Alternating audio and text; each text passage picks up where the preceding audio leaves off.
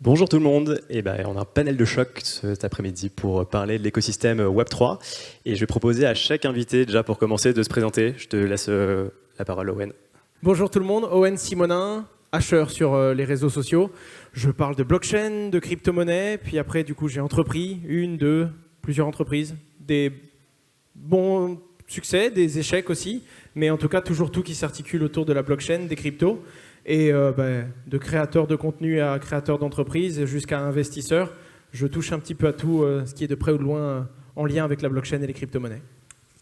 Claire Balva, moi ça fait 9 ans que je suis dans le secteur crypto en France. J'avais d'abord entrepris pour créer un des premiers cabinets de conseil spécialisés sur le sujet que j'ai revendu à KPMG. Et maintenant je travaille chez Deblock, qui est un portefeuille crypto adossé à un compte courant euro.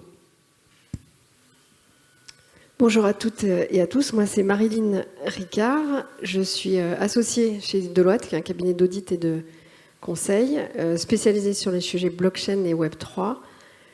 Et j'ai par ailleurs un rôle mondial sur ces sujets-là pour nos métiers liés à l'audit. Voilà, puisque le monde se transforme avec la blockchain et le Web3 et l'audit qui est un métier formidable aussi. Voilà. Et moi ça fait 8 ans que j'œuvre dans cet écosystème. Dans lequel j'apporte ma seniorité, mes relations et ma passion. Voilà, c'est ce sujet-là qui drive ma carrière depuis toutes ces années. Je suis ravie d'être là avec vous aujourd'hui.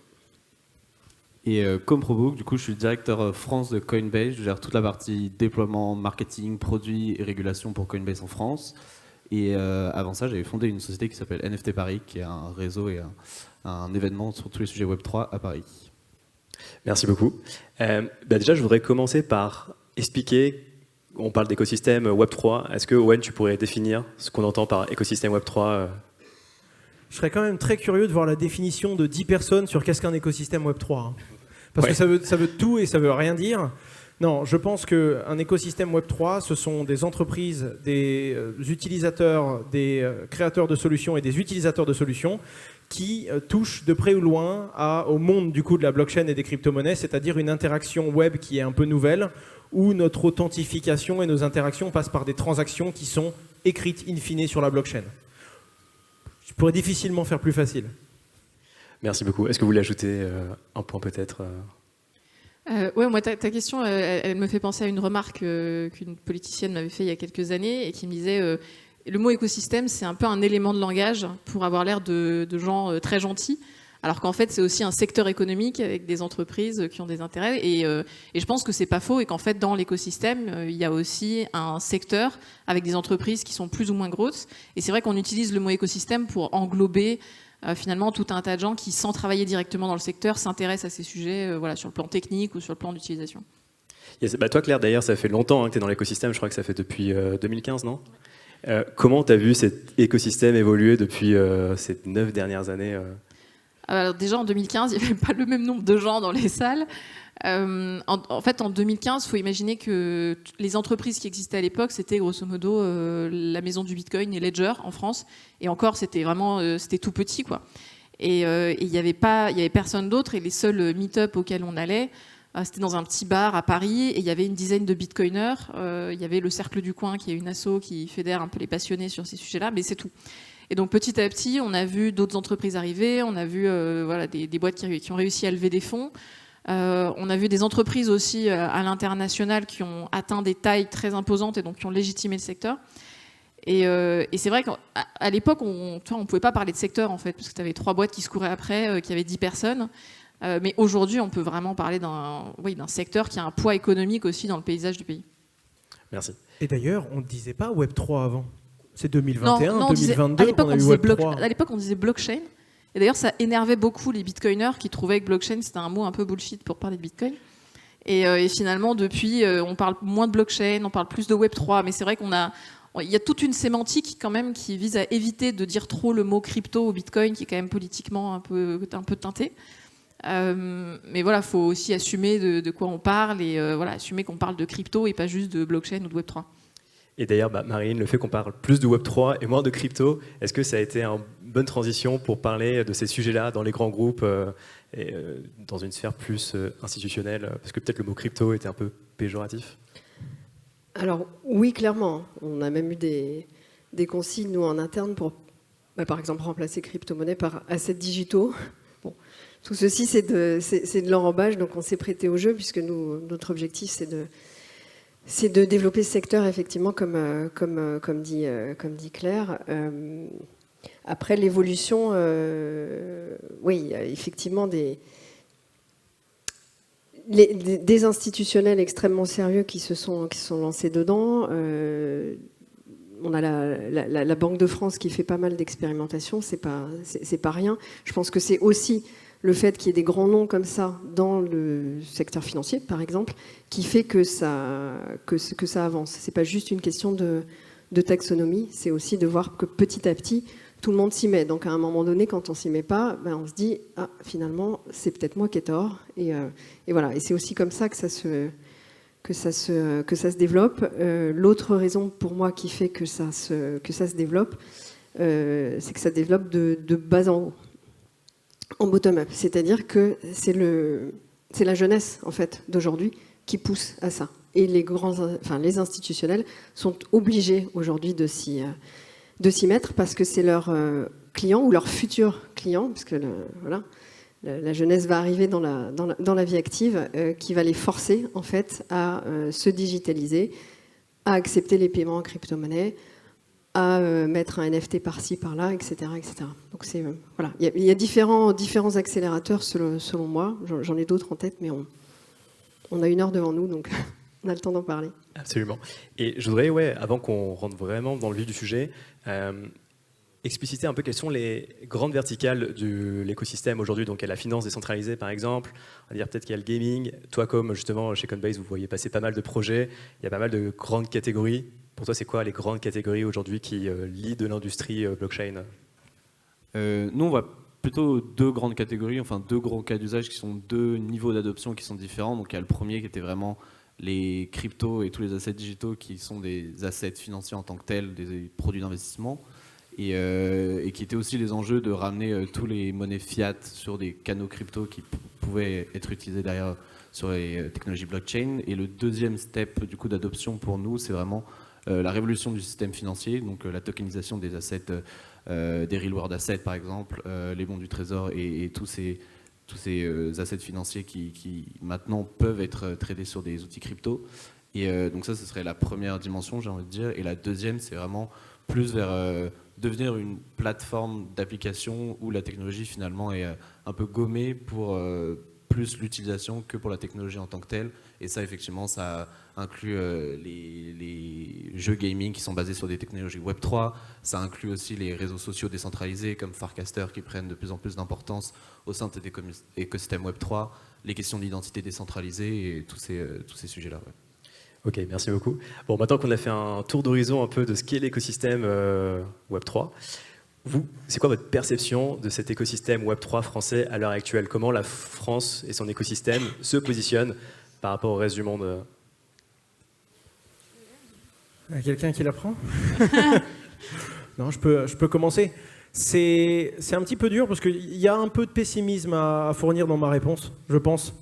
Je pense que l'innovation est de par la position française toujours un petit peu bridée. C'est-à-dire qu'on commence en mode « Ok, est-ce qu'on a le droit de le faire ?» Donc j'ai cette position qui à la fois j'ai envie de donner du courage et de dire on peut y aller, on peut faire des choses incroyables. Et il y a la réalité qui est que aujourd'hui moi j'ai fondé Meria. Si je commençais aujourd'hui avec les compétences que j'avais il y a 8 ans, j'y arriverais pas. À cause de la régulation notamment peut-être À cause de la régulation, à cause du fait qu'il faut certaines ressources, à cause du fait que il fallait également que je me prenne quelques claques dans la gueule pour comprendre ce qui se passait réellement. Et c'est un code, alors on peut le comprendre, de par les risques financiers que vont prendre les personnes qui rentrent dans cet écosystème, on se doit d'essayer de les protéger et d'y mettre un cadre, sauf que ce cadre il a un coût. Et ce coût il est particulièrement lourd. Alors oui, maintenant quand on a une certaine taille, qu'on a une certaine structure, c'est même un avantage concurrentiel. On se dit que ça va être très dur pour certains concurrents de prendre une place. Quoi qu'il arrive, s'ils veulent créer une institution, il va leur falloir du temps. Le temps, c'est de l'argent. Donc, c'est des avantages une fois qu'on est installé. Mais j'aime aussi ce petit truc du on peut avoir une idée folle et on peut aller au bout du truc. J'aime aussi cette odeur que dégage la blockchain quand on découvre quelque chose de nouveau, quand on a vu les premières applications de la finance décentralisée, quand on a acheté ou quand on a vu un meme coin, aussi ridicule soit-il, qui a fait ses fois 100, ça dégage ce petit truc qui donne envie d'y aller, qui donne envie de jouer. Ce jeu est un danger, mais c'est également ça qui fait qu'un jour, il y a quelqu'un qui se lève et qui se dit « Ok, il y a un truc à faire ». Et c'est comme ça que je suis parti, avec toute l'innocence du monde et beaucoup de choses à apprendre. Mais je pense que la France, certes, je trouve que la communauté s'est éduquée très vite. Il y a beaucoup de monde qui s'intéresse à ça. Je trouve ça juste dommage que surtout les plus petites idées et plus petites initiatives commencent à partir parce que dans le doute, on va faire ça ailleurs où ce sera plus friendly. C'est dommage. Mais il y a quand même beaucoup de gens qui ont commencé très tôt. Et quand ils ne sont pas en France, il y a quand même beaucoup de génies français à travers le monde. Ouais, Owen a raison quand il parle de la réglementation qui rehausse les barrières à l'entrée et qui fait qu'aujourd'hui c'est plus dur tout simplement d'arriver dans ce secteur-là et de monter une entreprise qui a 8 ans ou 10 ans. Et c'est aussi normal parce que c'est un secteur qui a grossi. Moi, je voudrais ajouter un point, c'est quand on croit dans la crypto, quand on croit dans ce secteur-là, on pense que c'est un secteur qui va devenir essentiel à l'avenir et qu'il y a toute une partie des transactions financières qu'on fera, nous tous, au quotidien, qui va se dérouler sur ces infrastructures-là. Et donc ça, ce que ça veut dire aussi, c'est qu'en termes politiques, pour chaque pays, il y a un enjeu de souveraineté à avoir certains acteurs qui sont capables de proposer ces services-là en France. Et pourquoi j'en parle ? Parce qu'aujourd'hui, ce qu'on constate, c'est qu'en fait, en France, les gens utilisent, en fait, ils utilisent pour la plupart Coinbase, Binance, Bybit. En fait, ils utilisent des acteurs qui ne sont pas basés en France. Et donc ça, ce que ça veut dire, c'est qu'on dépend, d'un point de vue économique, financier, technique, d'acteurs qui ne sont pas en France. Et ça, c'est vrai que je trouve ça hyper dommage. Alors, ça ne veut pas dire que c'est des méchants acteurs, ça ne veut pas dire qu'ils n'ont pas des choses à apporter. Il y en a plein qui embauchent même en France, donc c'est génial. Mais il y a quand même un enjeu qui est de se dire, en fait, si toutes les transactions que les Français font sur blockchain, si tous les actifs qu'ils détiennent sont stockés, je sais pas, chez Coinbase Custody ou chez Fireblocks, qui n'est pas en France non plus, peut-être que ça, c'est un problème. Donc il y a une vraie réflexion aussi à avoir politiquement sur cet écosystème. Puis c'est un écosystème où quand on a un besoin, on va chercher l'outil qui y répond le mieux. On ne regarde pas il est où, on ne regarde pas son endroit géographique. On va sur le web, on va sur le réseau, on va sur la blockchain et on se sert. Donc naturellement, l'origine de la solution intéresse très peu. Moi j'ai fait ma première transaction à la base. Pourquoi ? C'était la maison du Bitcoin parce qu'il n'y avait que ça. Puis après j'ai voulu faire passer plus de volume, découvrir plus de choses. J'ai ouvert Kraken, puis j'ai découvert Coinbase. Puis après j'allais sur la plateforme qui m'offrait le meilleur prix. J'étais pas là en mode est-ce qu'ils sont américains, quelle est la couleur de leur drapeau. J'en avais rien à cirer. Et donc une régulation qui est très locale ou qui fait attention à des territoires géographiques alors qu'en fait l'utilisateur il va simplement au plus utile, c'est des fois une forme d'injustice, mais on a des grands noms français et on a des grandes innovations françaises dans le monde de la blockchain quand même. Ouais, complètement. Mais pour revenir sur ce que tu disais, Claire, je trouve ça intéressant. C'est-à-dire que, est-ce que tu peux peut-être expliquer quel est le problème aujourd'hui de ne pas avoir un exchange français d'envergure internationale ? En quoi ça pose un problème quand même de souveraineté ? C'est une question de résilience et d'autonomie. C'est-à-dire que tant que tout va bien et qu'on est copains avec les États-Unis et qu'en fait on est globalement amis avec tous les pays où sont basées ces entreprises-là, il n'y a aucun problème. Tout se passe très bien. C'est simplement si jamais un jour il y a des tensions politiques, géopolitiques avec ces pays-là, ça devient un levier pour eux. Je veux dire, imaginez un monde où en fait toutes les banques utilisées par les Français seraient en fait des banques américaines. Je pense que vous voyez très vite le problème.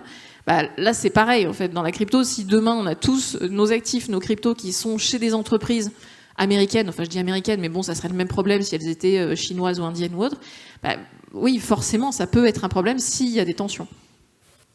Oui, complètement. Pour avoir peut-être un visage un peu plus optimiste quand même de cet écosystème français, est-ce qu'on pourrait donner quelques points forts ? Alors, on a parlé de la régulation. Est-ce que j'ai l'impression que la régulation, c'est à la fois un point faible et un point fort ? Point faible, parce que justement ça peut être contraignant dans le lancement de projet, mais aussi ça apporte ce cadre que peut-être les Américains n'avaient pas jusqu'à très récemment, et c'est un peu dans le flou le plus total. C'est quoi votre avis sur cette régulation justement ? Et il y a des noms, enfin on a des noms français, j'ai l'impression à chaque fois on dit la France c'est petit. Ouais, on va en parler après, mais on a des gros noms. Si je peux apporter un éclairage là-dessus, chez Deloitte on travaille vraiment avec une communauté qui est mondiale. Je sais que nos collègues aux US nous envient cette réglementation en Europe, parce que ça crée un cadre, parce que ça permet une certaine attractivité réellement. Voilà, Binance ou Circle sont quand même arrivés en France parce que la France donne l'impulsion sur les sujets de régulation, au moins au niveau européen. Donc ça présente des avantages, ça permet aussi de rassurer les futurs utilisateurs, de rassurer les institutionnels aussi. Il y a le Forum FinTech, ACPR, AMF, donc c'est les autorités de régulation bancaire, enfin de services financiers en France, qui ont lancé au printemps dernier un groupe de travail sur la certification des smart contracts, dans l'objectif de sécuriser, de mettre une première pierre à l'édifice sur la sécurisation, la régulation de la DeFi. Donc l'objectif n'est pas de rédiger une réglementation, mais de mettre autour de la table des experts du sujet pour balayer un maximum de standards et de best practices dans la certification des smart contracts et de donner cette espèce de donner les résultats de ces travaux ensuite à un régulateur au niveau européen, l'objectif étant de compléter MiCA et puis de pourquoi pas pousser ça après au niveau international. Et ce sujet-là, c'est une première en France. Donc à nouveau, comme avec la loi Pacte, etc., la France donne l'impulsion sur cette volonté de réguler. Et ça rassure tout le monde. Alors c'était une vraie nécessité, parce qu'autour de la table, on pensait tous être experts du sujet. Bon, on était experts d'un petit bout. Donc réellement, c'est pour moi ce sujet de Web3, et tu le disais au début, c'est beaucoup de monde autour de la table, c'est comme un immense puzzle. Ce groupe de travail a permis de mettre des personnes complémentaires autour de la table et d'avoir la vision la plus exhaustive de ce sujet-là.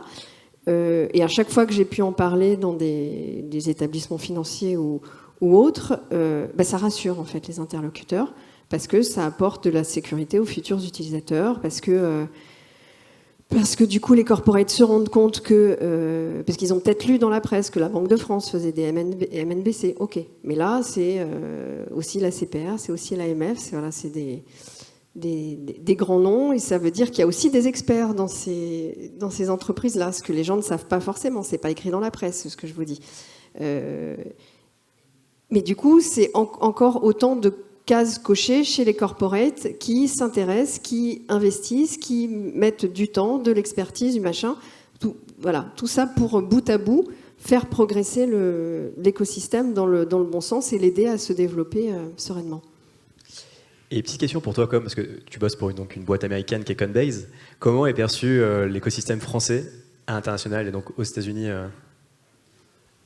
C'est assez intéressant, et pour le coup la France a vraiment une position assez stratégique pour Coinbase. Ça a historiquement toujours été le 4e plus gros pays en termes de revenus et d'utilisateurs, et pour le coup la régulation est assez bien vue par Coinbase, qui est le seul acteur crypto la seule plateforme d'échange cotée en bourse, et un acteur qui a vraiment toujours voulu travailler main dans la main avec les régulateurs et pas arriver en cavalier dans un marché sans trop comprendre le statut réglementaire du pays. Donc c'est vraiment quelque chose qui est perçu de manière très positive pour le coup, et ça met un cadre qui permet à effectivement des acteurs étrangers comme Coinbase de s'étendre dans le marché français et sur les marchés européens de manière régulée et de manière encadrée, j'ai envie de dire. Donc pour le coup, c'est quelque chose qui est assez bien perçu. Ok, merci. Tout à l'heure, donc Owen, tu disais qu'on a quand même des beaux projets en France, et je suis totalement d'accord. Et je vous propose un petit jeu. Alors, c'est pas un conseil d'investissement, mais je vous propose chacun de donner 3 projets de l'écosystème Web3 actuel que vous voyez bien. Non, sans dire mais rien, parce que sans dire nos boîtes. Rien qu'en listant des concurrents de nos boîtes qui sont très pertinents en France, on peut en faire. Sur de la partie DeFi, qui font des solutions de stacking, de finances décentralisées, on a Kiln, incroyable. Laszlo est un entrepreneur comme on en a peu dans l'écosystème crypto. On a dans la gestion de fonds, donc plus la partie un peu plus, je compare du coup à notre métier, la partie gestion de fonds, on a Spyco qui est une super solution. Et pour donner encore une autre entreprise, qui fait des bons du trésor tokenisé sur la blockchain. Tout à fait. Et pour donner un autre nom qu'on est obligé de donner quand même, Ledger en France. Si on regarde l'écosystème français, tout le monde appelle quand même ça une ledger à l'autre bout de la planète, alors que c'est sa ça vient d'ici, quoi. Donc, bon, je dirais ces 3 noms-là. Ouais, t'as aussi, moi je pense à Kaiko, tu vois, qui se présente comme un peu le Bloomberg de la crypto, et qui est un acteur français de longue date aussi, qui s'est fait une place. On a aussi des acteurs dans la DeFi, tu vois, je pense à Morpho. Donc il y a quand même des beaux acteurs. C'est vrai que c'est pas des acteurs qui sont créés sur des métiers type exchange, etc. Mais bien sûr qu'on a des beaux acteurs en France, heureusement. Marine, est-ce que tu veux compléter? Alors moi je dirais Ledger, CoinHouse et Cryptown. Bon, Ledger et CoinHouse parce que je suis quelqu'un de très fidèle, donc voilà, je les connais, je les supporte au sens anglais du terme depuis le début.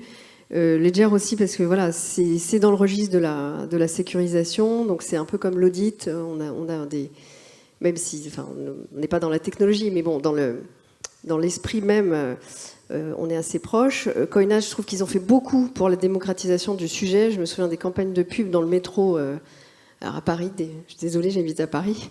Mais j'avais trouvé ça extraordinaire. Et ça me donnait énormément d'énergie avant d'aller travailler le matin. Et de force aussi, parce que c'est pas évident quand on est dans une grosse boîte et je pense que Claire en parlerait aussi bien que moi. Quand on est dans des grosses entreprises et qu'on est le monsieur ou madame blockchain, il faut s'accrocher, hein, parce que les freins qui sont à l'extérieur sont aussi à l'intérieur. Donc je me disais bah ouais, du coup Marilyn, t'as raison, c'est marqué là c'est marqué sur les murs du métro. Voilà. Et puis Cryptown, c'est par rapport à l'ambition en fait, créer cette page, enfin, l'Euronext, on va dire, pour les PME, franchement, waouh, et le fait est qu'ils y arrivent. Et la dernière levée de fonds avec BNP, BPI, j'ai plus le chiffre en tête, mais c'est assez vertigineux. Ça prouve qu'il y a beaucoup de monde qui croit en eux. Voilà mon top 3. Merci. Ouais, je crois qu'ils ont levé à peu près 4 millions d'euros, quelque chose comme ça, dans ces eaux-là. Et toi, Et peut-être du coup pour sortir de l'aspect DeFi et élargir un peu le scope des acteurs Web3 en France, je mentionnerai Ariani qui travaille depuis longtemps sur les sujets de Digital Product Passport, notamment au début en commençant sur les articles de luxe, et maintenant ils travaillent avec des acteurs plus électroménagers comme Darty par exemple, avec qui ils ont annoncé leur collaboration, qui est vraiment un projet phénoménal.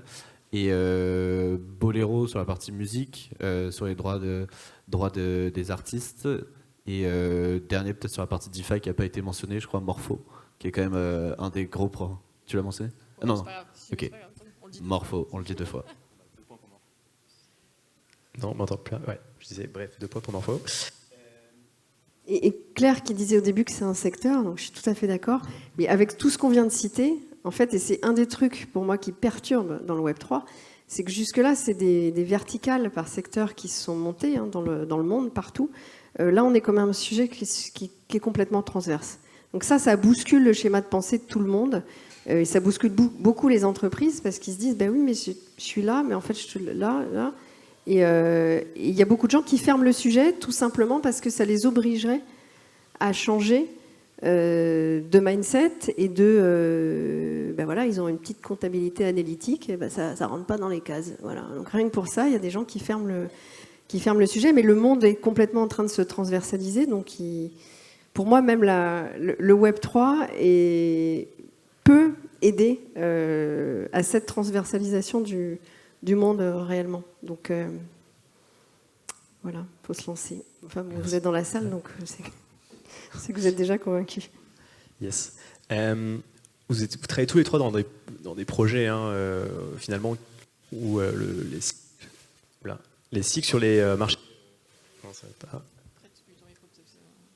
Merci beaucoup. Les cycles sur les marchés des crypto-monnaies vont un peu driver votre chiffre d'affaires complètement. Il n'y a pas longtemps, on a fait un épisode avec Owen où tu expliquais à quel point ça a eu un impact sur ton passage de Just Mining à Ameria. Toi, Claire aussi, avec Desblocs, même si vous êtes une néobanque, il y a quand même la partie crypto qui est à prendre en compte. Et comme quand on est une plateforme d'échange et qu'il n'y a pas de volume sur les marchés. Bon, quoique même en bear market, il y a moins ce problème-là. Mais bon, quoique. Est-ce que vous pensez qu'en 2030, vos business respectifs seront moins dépendants des cycles sur les marchés crypto? Bon, peut-être qu'il y aura moins de ces cycles liés au halving et que ça aura moins d'impact sur vos chiffres. Ouais, moi je dirais qu'il y aura moins de cycles, en tout cas des cycles moins forts, moins impressionnants. Maintenant, la crypto et le secteur crypto sont forcément dépendants des cycles économiques en général, notamment quand ça concerne les prix de la crypto, mais la crypto n'est pas dans un bunker non plus, donc on dépend de tout un tas de facteurs économiques. C'est vrai que dès qu'on tire une partie de son chiffre d'affaires sur de l'achat-vente crypto, comme c'est notre cas, nécessairement quand les cours montent beaucoup, ou même d'ailleurs quand les cours descendent beaucoup, on enregistre plus de mouvements, donc plus de chiffre d'affaires par rapport à des périodes un peu plates. Dans le conseil, c'est moins le cas, mais je pense que Marine serait d'accord avec moi. Il y a quand même des conséquences qui sont peut-être délayées dans le temps. C'est-à-dire que quand les prix montent beaucoup, ça va permettre à certains acteurs, à certaines grosses entreprises de dégager du budget, par exemple, et de dire, voilà, on va faire des projets. Mais donc, c'est délayé peut-être de 6 mois, 1 an par rapport au cours crypto. Mais oui, il y a encore une grande dépendance. Je pense qu'elle va rester. Simplement, les cours vont peut-être un peu moins bouger dans 10 ans. Et peut-être pour revenir justement sur les différents stades d'adoption que je mentionnais au début, notamment sur la dernière partie d'adoption où c'est plus aller vers des cas d'usage et des utilisations de la technologie un peu dans nos interactions quotidiennes. Je pense qu'il y a pas mal de projets et je peux parler de l'exemple de Coinbase par exemple avec le gros push qui est fait depuis quelques mois sur Base, notamment la L2 qui a été incubée par Coinbase et qui est de plus en plus décentralisée. C'est aussi par ce type de projets qui vont permettre d'amener en fait la technologie dans des interactions quotidiennes, dans des actions quotidiennes, les réseaux sociaux décentralisés, les protocoles d'identité ou des actions comme ça, qu'on peut aussi sortir de cette exposition à les cryptos comme vraiment une classe d'assets financiers et aller vers un secteur technologique d'infrastructure.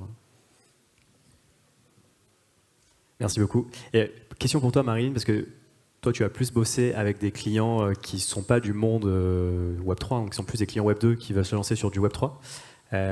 Est-ce que, j'imagine qu'au dernier cycle, c'était un peu le cas, mais des clients, parce qu'il y a eu la vague NFT, parce qu'il y a des trends, vont aller sur la blockchain, et quand après la vague s'essouffle, ces clients disparaissent, ou est-ce que tu sens que là, la blockchain est partie pour rester, notamment avec des sujets peut-être, je ne sais pas, de tokenisation parce que, ouais. Alors, on a plusieurs métiers chez Deloitte. Effectivement, sur des projets purement conseil, il y a eu 2 effets en fait conjoints qui ont été enfin, ceci dit, c'est lié aussi. 2 effets conjoints qui a été l'affaire FTX et qui du coup a eu des répercussions très négatives sur le marché, sur le prix du Bitcoin, etc. Donc, coupe, comme le disait Claire, sur qu'est-ce qu'on coupe en premier dans les entreprises, en tout cas en France, même si c'est une grave erreur, mais c'est comme ça, on coupe les budgets d'innovation et on se recentre sur ces activités historiques. C'est une erreur parce qu'il faudrait au contraire se dire, pour passer cette mauvaise vague maintenant, je tire beaucoup plus loin pour être déjà dans le coup d'après. Mais bon. Donc, budget effectivement coupé, et puis il y a eu la collision en même temps avec l'avènement de l'intelligence artificielle. Donc, on a plein d'équipes d'innovation qui ont mis les projets blockchain sur les étagères pour se lancer à corps perdu dans l'IA. Et à nouveau, parce que les budgets d'innovation en France ne sont pas suffisants, déjà pour un sujet, mais alors pour 2, du tout. Voilà. Après, sur des activités taxes et legal, il y a toujours des sujets enfin, quand on détient des cryptos, les sujets de taxes sont récurrents d'une année à l'autre. Et puis, il y a les sujets d'audit. Et les clients Web3, purement Web3 qu'on avait en audit, ou du Web2, mais qui a investi en crypto, ou mis une blockchain par-ci, par-là, etc. L'audit est une activité récurrente. Les mandats sont de 6 ans. Donc là, l'activité a continué. Donc peu ou prou, on s'en est sorti, on va dire. Mais il y a vraiment des beaux projets qui sont arrêtés, c'est vraiment dommage. J'espère qu'ils reprendront. L'avenir nous le dira.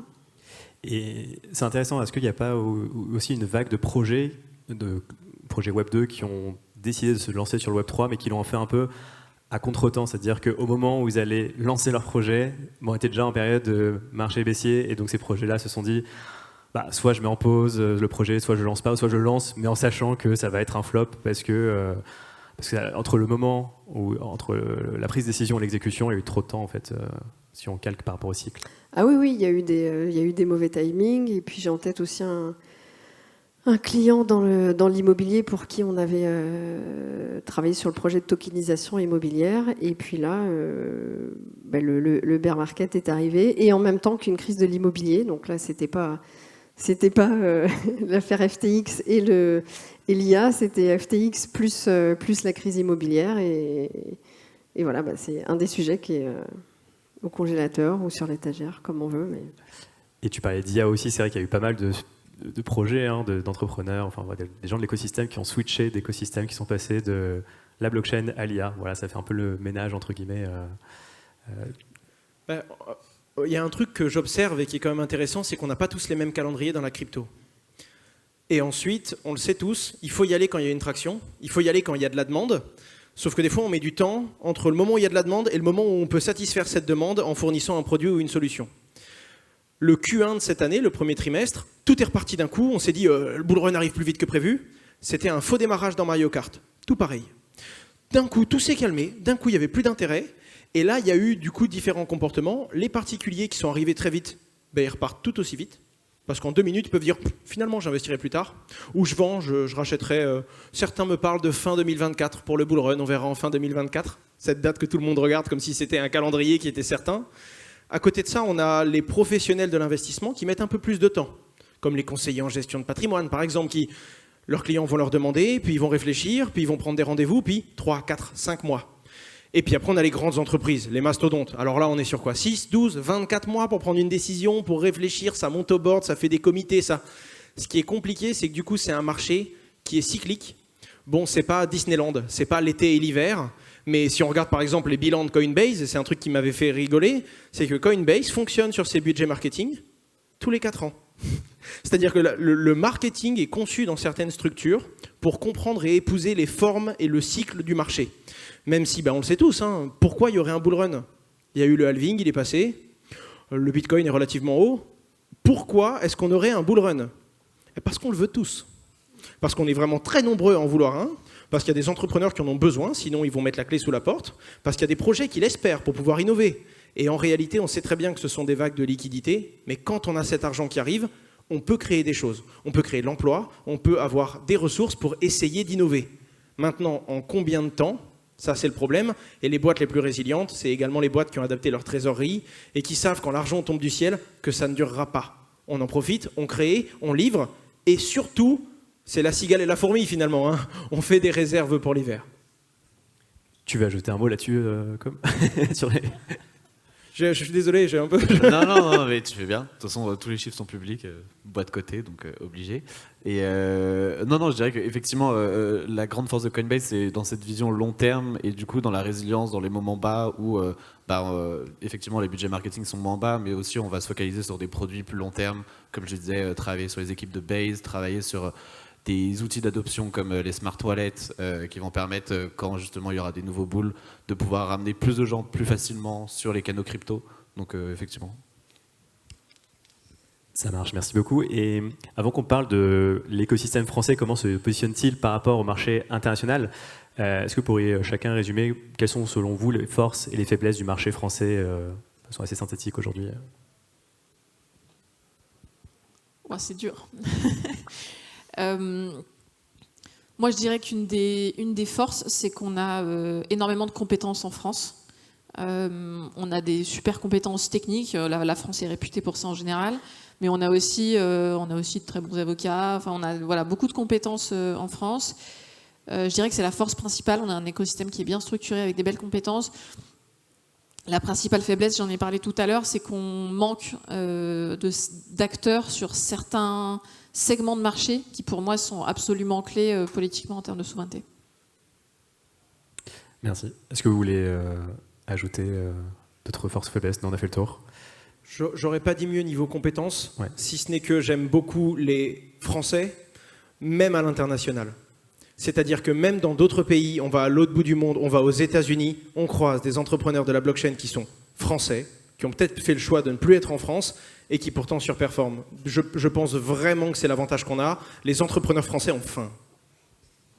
Yes. C'est vrai. Complètement.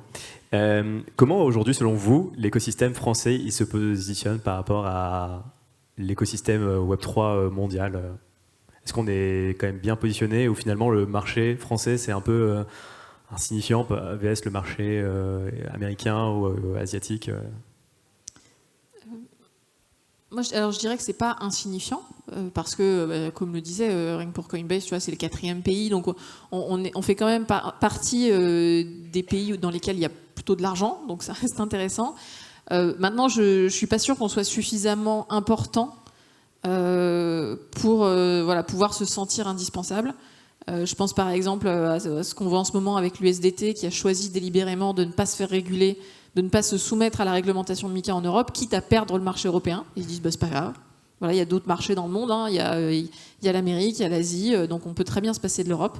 Donc il ne faut pas imaginer que parce qu'on est la France, les acteurs vont nécessairement venir chez nous et se conformer à notre réglementation.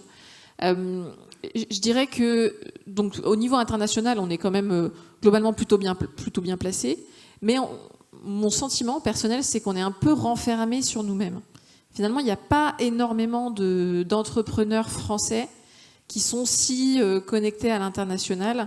Et en fait, dans les événements crypto français, là je le vois, globalement, on est tous français, quoi. Je veux dire, ça peut arriver de temps en temps qu'il y ait un acteur international qui fasse un événement où il y a beaucoup d'étrangers, mais dans la très grande majorité des événements, c'est des événements franco-français. C'est pas forcément mal, mais ce que ça veut dire, c'est que parfois, on a un côté où on se regarde le nombril, quoi.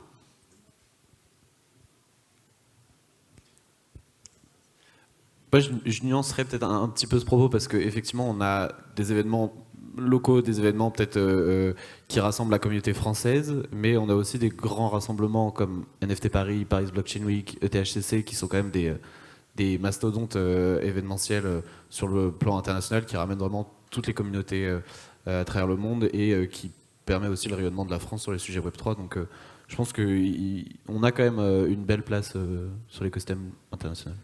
Il y a un truc un peu dur avec cette question parce que d'un point de vue souveraineté, il faut regarder l'angle français, il est important.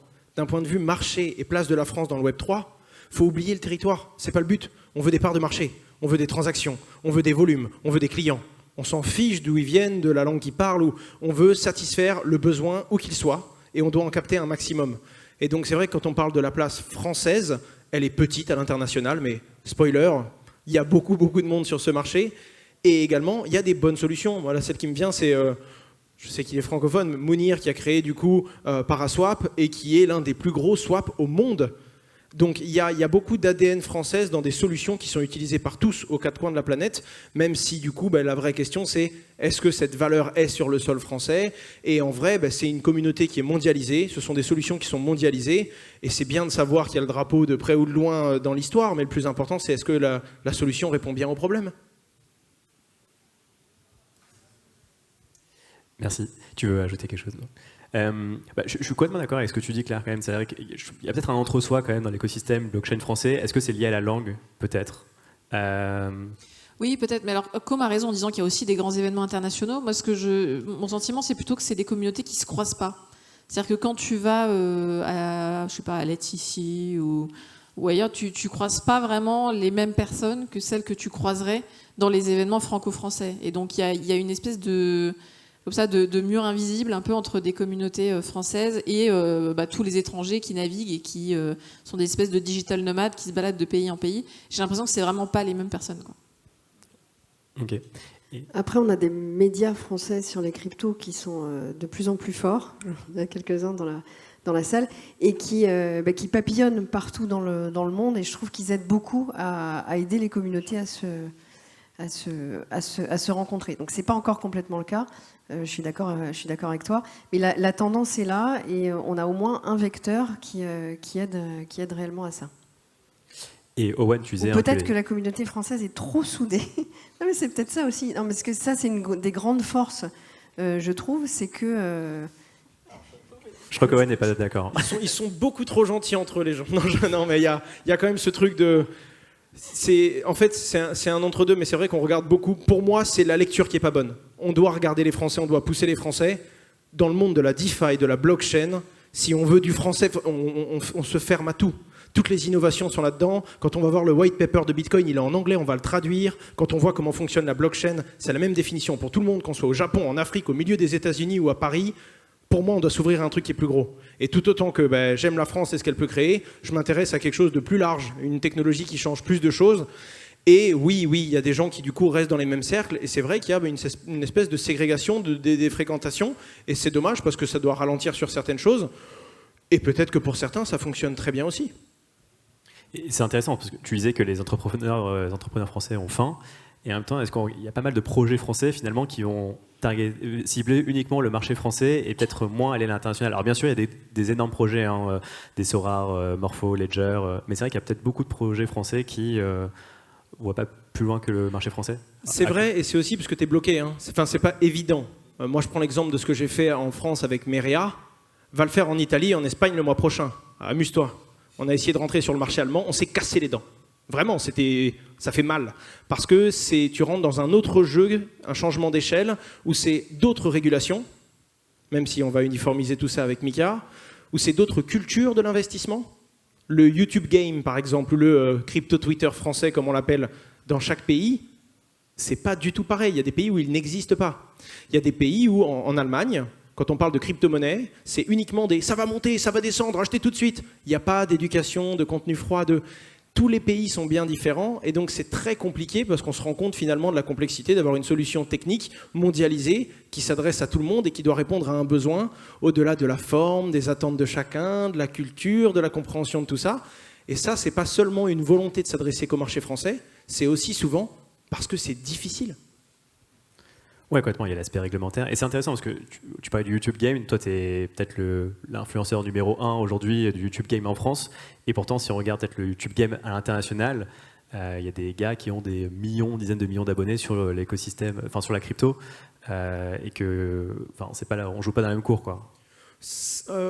Oui et non, ça dépend, parce que du coup, il y a des gens qui ont beaucoup plus d'audience, parce que c'est beaucoup plus décomplexé l'argent là-bas, mais il n'y a pas de business dans certains pays.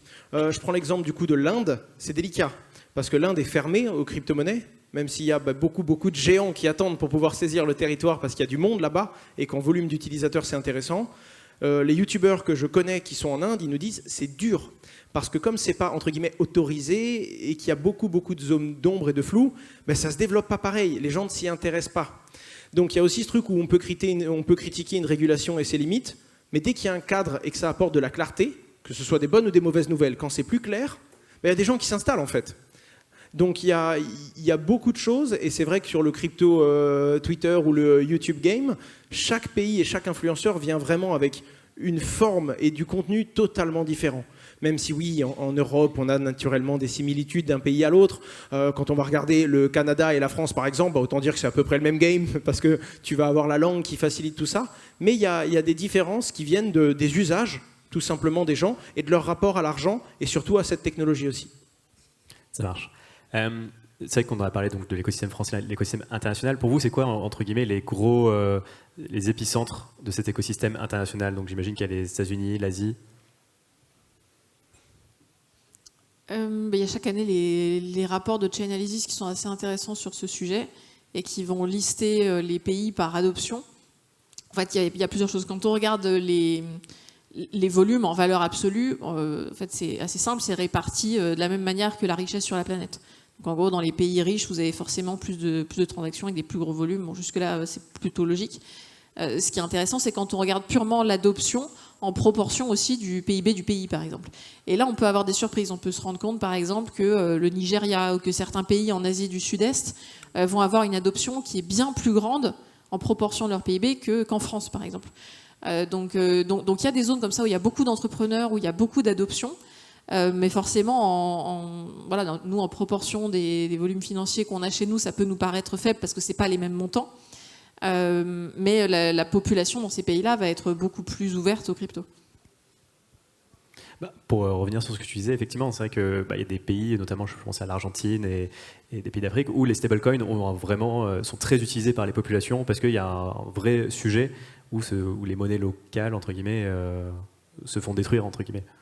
Ah oui, forcément. Alors c'est un peu malheureux, mais c'est vrai que quand il y a des situations politiques instables, des situations économiques difficiles, les gens vont chercher une manière d'épargner un peu différente et donc vont aller se réfugier dans certains types d'actifs. Ça peut être Bitcoin, mais dans la plupart de ces pays, c'est même plutôt les stablecoins dollars qui vont être très recherchés. C'est des gens qui n'ont pas accès au dollar parce qu'ils n'ont pas de banque américaine dans laquelle ouvrir un compte, mais ils ont accès à des plateformes crypto sur lesquelles ils peuvent acheter de l'USDT, de l'USDC, etc. Ça marche. Toi, comme d'ailleurs, tu es en charge de Coinbase en France, mais comment tu positionnes justement la France par rapport à l'Europe? J'imagine que pour Coinbase, la stratégie quand même, c'est d'avoir la France qui domine l'Europe et donc d'avoir la France comme hub européen.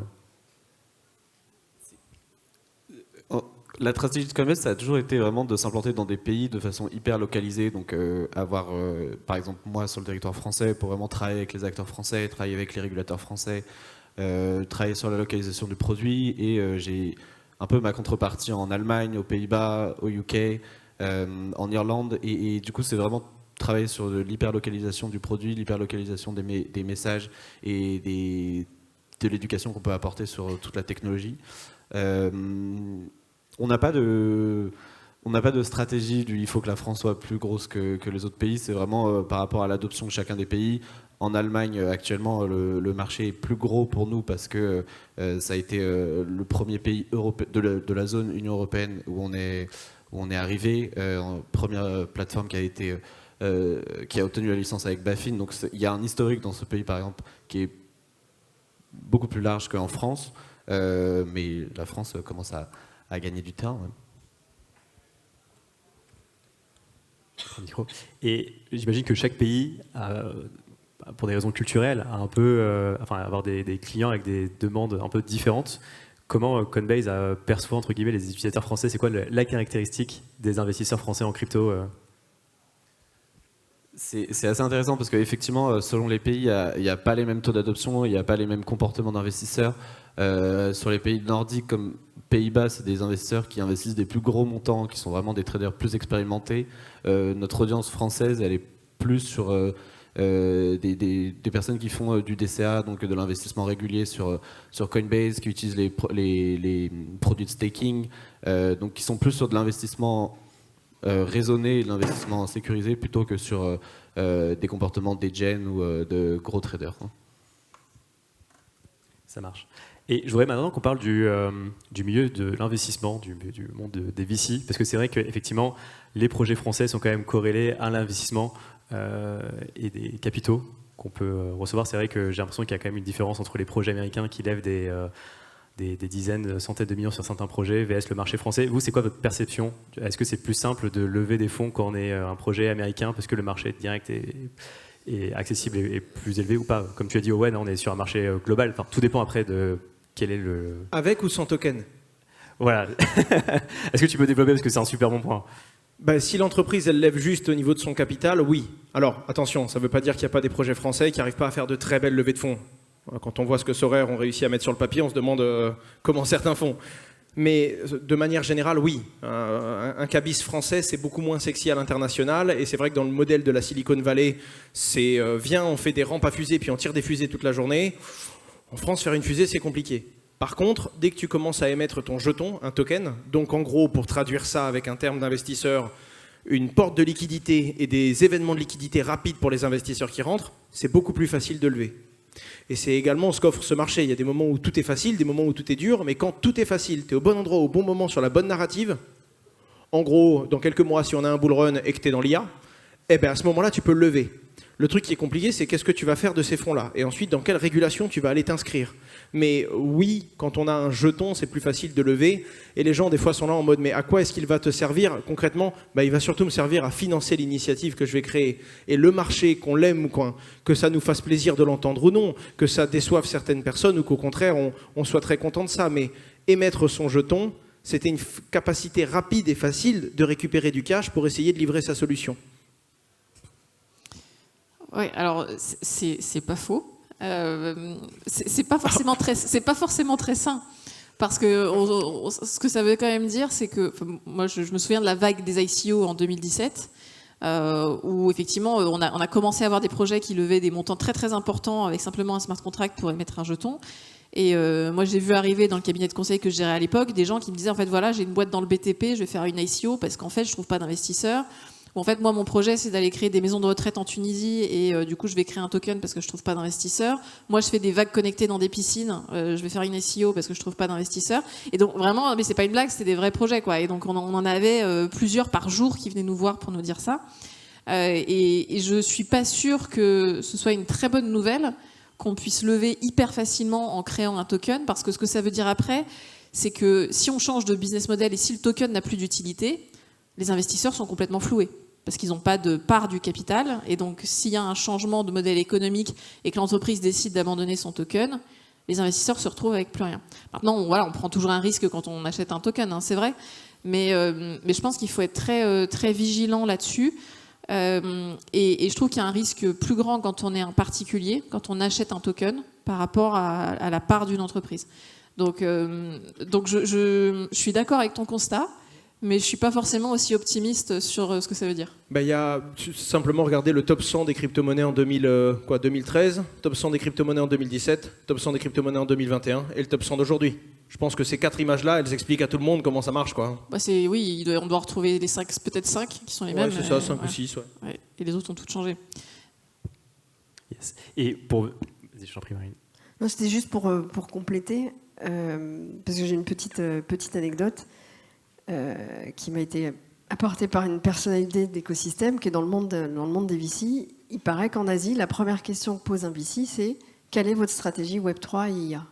Voilà. Et je ne pense pas qu'en France, ce soit la première question d'un VC. Donc il y a aussi tout ce mindset-là qui a changé. Après, voilà, on a des gens dans l'écosystème qui poussent pour que ça change, mais c'est peut-être aussi nos VC qui doivent mettre un peu la cinquième par rapport à tous ces sujets d'innovation, quoi.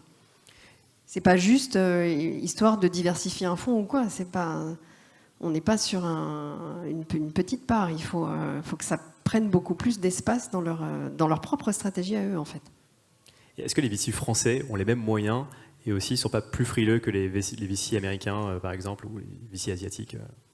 C'est pas du tout les mêmes moyens. Et très clairement, quand vous êtes une start-up en France, mais même ailleurs en Europe, et que vous voulez lever des montants qui dépassent 10-20 millions d'euros, en fait, vous allez chercher des fonds américains. Parce qu'en France, vous êtes beaucoup trop limité. Il y a trop peu de fonds, il y a trop peu de liquidités. Donc évidemment que les startups françaises vont aussi chercher de la liquidité aux États-Unis. Je voudrais parler d'un dernier sujet avant de conclure, c'est les influenceurs crypto. Est-ce que c'est un marché qui est beaucoup plus encadré qu'avant, parce qu'il y a eu pas mal de dérives au début, je sais pas, en 2017 ou même avant. Comment vous le percevez? À quel point c'est aujourd'hui cet écosystème de crypto-influenceurs s'est professionnalisé, ou est-ce qu'il y a encore des dérives? C'est quoi votre opinion sur le sujet? La réalité, c'est qu'il y a toujours eu un cadre en France, hein. Il était plus ou moins défini, mais à partir du moment où on est à partir du moment où on est français et en France, on s'est toujours tenu à carreau. Parce qu'il faut faire attention à ce qu'on fait, à ce qu'on dit, à la responsabilité de ses propos. Ça s'est peut-être un petit peu cadré, et peut-être que les influenceurs francophones qui ne sont pas en France font un peu plus attention. Je ne l'ai pas ressenti non plus. Mais non, je pense que c'est un peu plus clair. Il y a des non-dits ou des flous qui maintenant ne le sont plus. Il y a un peu plus de responsabilité. Et de manière plus générale, sans même parler de l'influence, j'ai l'impression, en tout cas je ressens le fait que les gens dans le monde de la crypto, quand ils sont là depuis plus de 2 semaines, je veux dire, ils ont compris qu'investir comporte des risques de perte partielle ou totale de capital, et que crypto ou pas crypto, c'est pas un jeu, c'est de l'argent. Et quoi qu'il arrive, quand on investit, même quand on est un bon investisseur, on a des investissements qui sont perdants. Et c'est juste particulier parce que j'ai l'impression que c'est arrivé dans un moment où il n'y a pas que monsieur tout le monde qui s'intéresse à la crypto, il y a aussi monsieur tout le monde qui s'intéresse à investir. En même temps que les crypto-monnaies, on a vu la montée du achète ton action Tesla pendant que tu es aux toilettes en 3 minutes avec une application super facile. Ça n'existait pas avant. Le Covid a boosté et a dopé des segments comme ça où maintenant, moi, je parle à des gens de ma famille qui me disent « Ouais, moi, j'ai acheté un peu de métaux précieux, puis je vais mettre quelques stocks aux US. » Qu'est-ce que tu fais, monsieur? Qui faisait ça avant? Il y a 5 ans, personne faisait ça, ou c'était pas commun. Aujourd'hui, la plupart des gens se posent des questions, veulent savoir comment ça marche. Et puis le monde bouge beaucoup, le monde fait peur aussi. Du coup, il y a des moments où tu te dis « Qu'est-ce qui se passe si ?» Et ça te fait avoir des bonnes réflexions, et ce qui fait qu'il y a beaucoup de gens qui aujourd'hui s'intéressent à ces sujets. C'est ce qui fait que tu as aussi plus d'arnaques, parce que tu as plus de novices qui arrivent, et que ce soit la crypto-monnaie ou l'investissement, là où les novices arrivent, sont prêts à prendre des risques, c'est là où les gens mettent des arnaques. Tu vois, donc je pense que c'est un sujet qui est intéressant, et j'ai l'impression en tout cas que les mentalités évoluent, principalement en France, parce que c'est mon point de vue, mais j'ai l'impression que le particulier, de manière générale, s'intéresse un petit peu plus à ses finances et à ce que ça veut dire. Par exemple, il y a 5 ans, je pense que pas grand monde pouvait donner une définition précise de l'inflation. Depuis le Covid, c'est un sujet dont tout le monde a globalement un avis. Donc c'est des petites choses qui sont importantes et qui avant n'étaient pas considérées. Est-ce que le public devient de plus en plus averti et s'éduque sur ces sujets-là? Et je vous propose de conclure. Comment vous voyez l'écosystème Web3 en 2030? Pas français, hein. L'écosystème global, hein, on est pas... Moi, je dirais avec une concentration des acteurs. Je pense qu'il y a un certain nombre de petits acteurs qui, bon, malheureusement, vont mettre la clé sous la porte. Je pense que certains gros acteurs vont continuer à grossir. Il va y avoir de plus en plus de gens qui investiront dans les cryptos. Moi, je dirais qu'en 2030, on n'utilisera plus les mots écosystème Web3. Et je pense qu'on parlera vraiment de crypto et on parlera vraiment de secteur.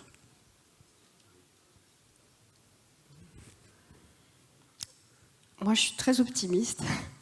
C'est ce qui me fait tenir depuis 8 ans. Donc là, on parle d'un truc dans 6 ans. Bon, il y a des incertitudes parce que, enfin déjà au niveau politique, voilà, il y aura un changement en 2027. Est-ce qu'on aura un président pro-crypto ou pas? Il y a des changements politiques aussi aux US. Voilà. Sujet économique. Bon. Au-delà de ces incertitudes, il y a aussi des certitudes. Bon, donc j'ai dit que je serais là, mais c'est pas moi qui porte l'écosystème, mais quand même, si chacun de nous tous, on est encore là dans 6 ans, et qu'on a réussi à évangéliser ne serait-ce que 10 personnes chacun, c'est aussi comme ça que se développe cet écosystème, c'est complètement fractal. La certitude, c'est que cette technologie de gouvernance distribuée est parfaitement adaptée à la nouvelle génération. C'est comme ça que fonctionnent les jeunes. Aucune décision n'est prise d'un point de vue personnel, il faut toujours avoir... alors, je vois très bien parce que ma fille est née à l'âge du Bitcoin et c'est exactement comme ça qu'elle fonctionne. Elle ne va pas s'acheter la moindre paire de chaussures sans que la moitié de sa classe ait validé mon avis, elle s'en fout. Est-ce que j'ai les moyens ou pas? Est-ce que ça me plaît ou pas? Ce qui est important, c'est ce qu'en pensent ses amis. Donc c'est parfaitement adapté. Ils ont des modes de consommation aussi qui sont différents. Il faut que tout aille vite. Ils ont un pouvoir d'achat malheureusement qui ne sera pas le même que le nôtre. Donc la tokenisation avec le fait de fractionner l'investissement, c'est parfaitement adapté. Voilà. Et donc toute cette population de jeunes ne va faire que grandir en pourcentage global par rapport à la population globale. Donc ça va se démocratiser. Et puis peut-être un dernier vecteur, dont on a un secteur dont on n'a pas parlé encore autour de la table, c'est le secteur public et la ville. Aujourd'hui, on a la chance, avec mon équipe, de travailler pour la ville de Cannes et le Palais des Festivals pour définir et mettre en œuvre la stratégie Web3. Et c'est du sérieux, hein. C'est pas juste une énième mission stratégique qui, comme je l'expliquais, a fini sur une étagère ou dans un congélateur. Ils sont extrêmement moteurs, avec énormément d'idées. Le prochain ETHCC est à Cannes, donc on espère tous vous y retrouver. Voilà. Et pourquoi j'ai beaucoup d'espoir, c'est parce que Cannes, c'est pas rien. Déjà, en termes d'image pour les Français, voilà, je vous ai dit Festival de Cannes, tout le monde sourit, évidemment. Mais c'est pas que pour les Français. Cannes, c'est un village international. Donc c'est un petit village provençal, on va dire, mais qui rayonne partout à l'international. Et l'international vient à Cannes. Donc si Cannes se transforme en crypto-ville, en crypto-palais, en tout ce que vous voulez, ça touchera tous les habitants. Ça touchera tout le secteur du luxe, et Dieu sait qu'il y en a beaucoup, des boutiques là-bas, donc elles vont toutes se mettre au paiement en crypto-monnaie. Mais du coup, pas Cannes, pas que à Cannes, ailleurs en France, dans leurs filiales à l'étranger, etc. Tous les voyageurs d'affaires qui vont venir après vont... Voilà, donc il y a moyen que ça se diffuse comme un effet poudre, que d'autres villes en France ou à l'international voient qu'avec l'ensemble du travail accompli, c'est faisable et aille beaucoup plus loin que les expérimentations qui ont été faites jusque-là. Et voilà, donc c'est peut-être un vecteur de diffusion extrêmement important. Et puis enfin, la ville fait le lien aussi entre les individus et les entreprises. Et jusque-là, on s'évertue tous de notre côté, à faire bouger soit le retail, soit les institutionnels. Et là, c'est un peu un coup de billard à 3 bandes, c'est-à-dire qu'on utilise une tierce partie, qui est la ville, qui est le secteur public, pour aller après toucher les uns et les autres. Voilà. Donc, je suis super optimiste. Moi, je suis assez d'accord avec le point de Claire sur la consolidation et peut-être une institutionnalisation aussi qui sera encore plus développée que la tendance qu'on a vue cette année. Je pense que la validation des ETF Bitcoin aux États-Unis a fait exploser toutes les conversations institutionnelles autour de la tokenisation des actifs financiers. Et du coup, je pense qu'on aura une institutionnalisation qui sera d'autant plus poussée et d'autant plus présente dans les années à venir. Moi, pour faire court, je dirais qu'il y a de plus en plus d'usages qui vont être invisibles. On va commencer à utiliser de la blockchain sans s'en rendre compte. Et j'espère vraiment dans l'authentification. Parce que ça va être un problème là avec l'IA, tout ce qui arrive, tout ce qui se crée. On va avoir besoin de signatures, d'empreintes numériques, de savoir qui a créé quoi. Je pense qu'il n'y a rien de mieux que la blockchain, qui est très loin dans la tech, mais assez proche des besoins humains qu'on va avoir. Et en parallèle de ça, beaucoup plus d'usages. On va évidemment aller dans des usages financiers très rapidement, RWA, ce genre de choses, parce que c'est le plus évident sur la blockchain. Je suis sûr que les plus beaux usages n'ont pas encore été inventés. Et je pense que c'est le pari de beaucoup de personnes ici. On a une conviction commune qui est le fait que la blockchain sera évidente un jour pour tout le monde. C'est la seule courbe qui n'a fait que monter depuis toujours. La question, c'est qu'est-ce qui va se développer demain et qui ne l'est pas encore aujourd'hui. Et c'est là que les entrepreneurs et les rêveurs essayent de se positionner. Ce qui est à la fois de l'opportunisme, mais à la fois de vouloir jouer une partie et d'essayer d'apporter cette pierre à ce changement, quoi. Merci beaucoup, Owen, Claire, Marilyn et Com. Merci, c'était très intéressant. J'espère que vous en savez plus sur l'écosystème Web3. Et merci à vous.